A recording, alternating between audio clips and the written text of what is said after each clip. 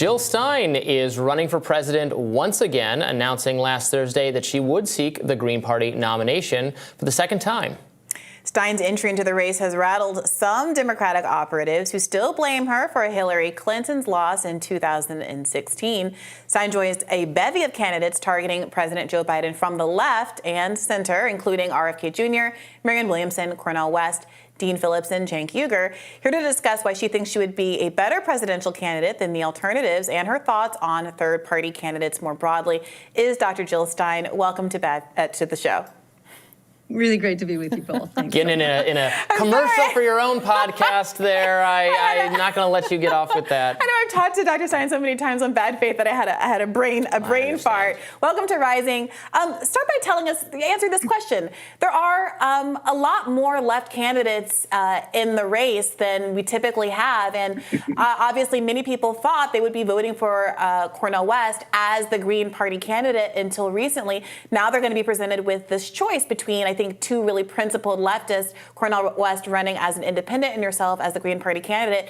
How should people decide? Well, that is the question of the hour. Will the candidates be on the ballot? And part of what compelled me to jump into the race was in order to ensure that we will have a fervently pro-worker, anti-war, climate emergency agenda that's front and center in this election, and which is on the ballot across the nation. And as you may know, it's no simple matter to get on the ballot. We've done that before. And in the last race in 2016, my campaign was on the ballot for 95% of voters in 47 states and the District of Columbia.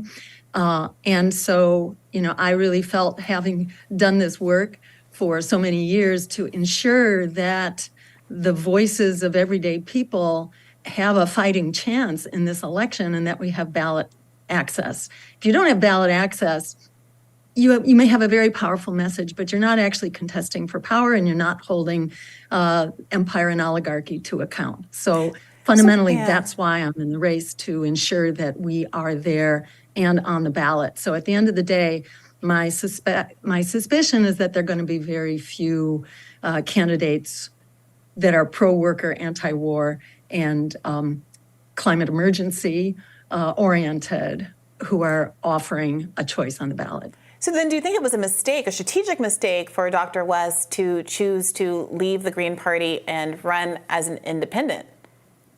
So I don't want to question his motives and his strategy. I think he does what's right for himself, and he has a huge contribution that he's already made and that he will continue to make. I think his courageous, powerful voice is very important in the election, and I'm really grateful that he is there, and I hope he stays in it as long as possible. But he basically gave up $4 million worth of ballot lines, and I did not want to see them go to waste, which is why I jumped in.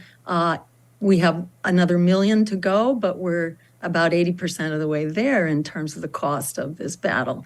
So, it's going to be very challenging for him to actually put his campaign on the ballot. Right, and that's not an endorsement. It's just reality that it is so difficult. It's difficult to run outside of the two-party duopoly. I'm a supporter of the Libertarian Party and the Green Party. It's difficult for them, and then it's even more difficult to run without the access that those parties do in the states to actually be voted for. I wanted to get your reaction to, we're hearing again a lot of what we heard in 2016 after Hillary Clinton's defeat about what they said about you then. It was all your fault. We're hearing that again about these third-party challengers. There was a lot of noise about RFK Jr. Now that he's actually not in the Democratic primaries, I think there's a perhaps accurate perception that he might actually hurt Trump more than Biden, so there's not as much noise about that, but a lot of noise about Cornel West and you, presuming you become the Green Party nominee. How do you respond to these ostensibly pro-democracy pundits, commentators, who say that giving the people more choices is somehow bad for democracy? Well, I think you've said it right there. It's utterly ludicrous, preposterous and laughable that those who purport to be advocating for democracy are saying that people shouldn't have choices. People are clamoring for choices. We know that 75%, more than that, actually say that we are headed in the wrong direction under our current, powers that be. Over 60% of voters are saying that the two parties have failed us and that we need a party that actually serves the people. So, where do you come off even suggesting that it's good for democracy to limit people's choices? It's very important that voters have choice in order for our vote to be meaningful, and that elections be an exercise in freedom of choice. If they're not, it's just not a democracy. And can I add that this presumption that your vote as a voter, that Democrats own your vote, or Republicans for that matter, the idea that anyone owns your vote is preposterous. Candidates have to earn your vote. No one owns your vote. And the fact that the Democrats are trying to, beat this dead horse, again, speaks volumes about where they're coming from, how out of touch they are. What drove voters away from the Democratic Party? Look at what was effectively the mother of all spoiled elections. That was 2010. What happened in 2010? Democrats lost 1,000 state rep seats. They lost 64 congressional seats, I believe 12 Senate seats, and 13 governor seats. That really spoiled their grip on power. There were no third parties to blame that on. What happened? What happened was that the Democrats threw working people under the bus in the years prior with the crash of 2008 and the bailout of Wall Street, and millions of families were thrown out of their homes. So, that's what's driving political trends here. And for the Democrats to try to blame that on candidates and parties like the one I represent is ludicrous, because we're actually providing the solutions to what's driving people, running and screaming from the Democratic Party. Yeah, hilariously, I don't know if you saw this, but a few days ago, Jennifer Rubin was on MSNBC, and she blamed you for something new. She blamed you. She said, but for you, Al Gore would have been president back in 2000. She obviously got her numbers crossed, but it does, I think, speak to people's real urge to throw your name around when they're making excuses for the Democratic Party's own failures. I did want to ask you about some issues that are important. And can I just ahead, also throw in, I think we sort of caught them off guard. They didn't expect this. So now they're just trying to recycle all the smears that they used in my prior two races. And those smears are really out of steam. They've been proven absolutely false and ridiculous. So they're kind of left defenseless, and they have no one to blame but themselves. Yeah, go ahead, sorry. Well, I was just going to ask you, I do think a lot of the interest of our audience, a lot of the attention on someone like RFK Jr. and even Vivek Ramaswamy is because there is I think, populist-rooted interest in protecting speech rights to oppose what are perceived as authoritarian policies with respect to COVID, for instance, and that candidates that have been, I think, anti-establishment on those issues have found a lot of space in the political sphere. And I do wonder what your and the Green Party's stance is on those kinds of issues. I believe the Green Party, because of its association with environmental interests and rights, can sometimes be framed as a kind of big government nanny state sort of a party. So I wanted to get you on the record talking about what you make of the public interest in candidates like RFK Jr., who have, at least up until the conflict in Gaza, been stridently anti-war, talked a lot about free speech issues, been very concerned about censorship on the internet, even including with respect to COVID-related censorship and the like.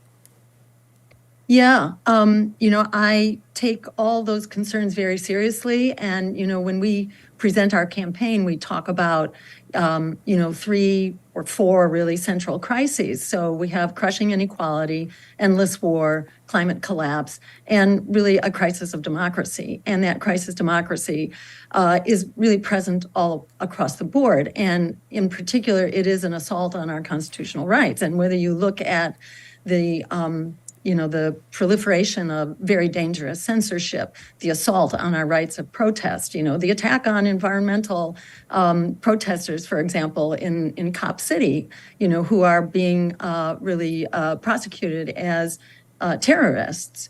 The assault on our privacy rights. I think this is absolutely fundamental and foundational. And the Democratic and Republican parties both are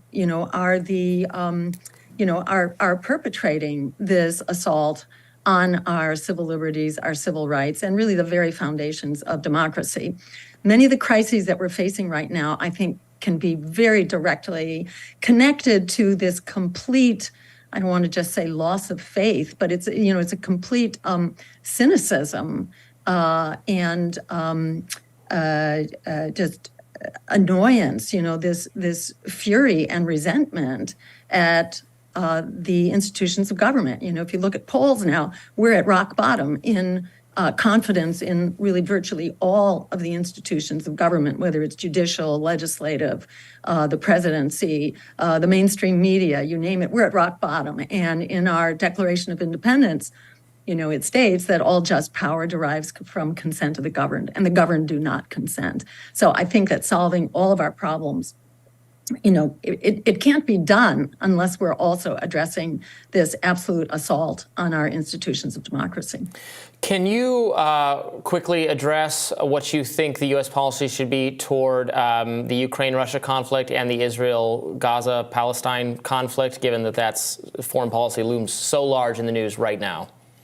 Absolutely. And, I think both of these wars were avoidable and are the outcome of extremely destructive, misguided policy on the part of the U.S. and its allies for many years. Whether you're looking at the expansion of NATO, that really was predicted by virtually everyone across the political spectrum to be pushing Russia into a war.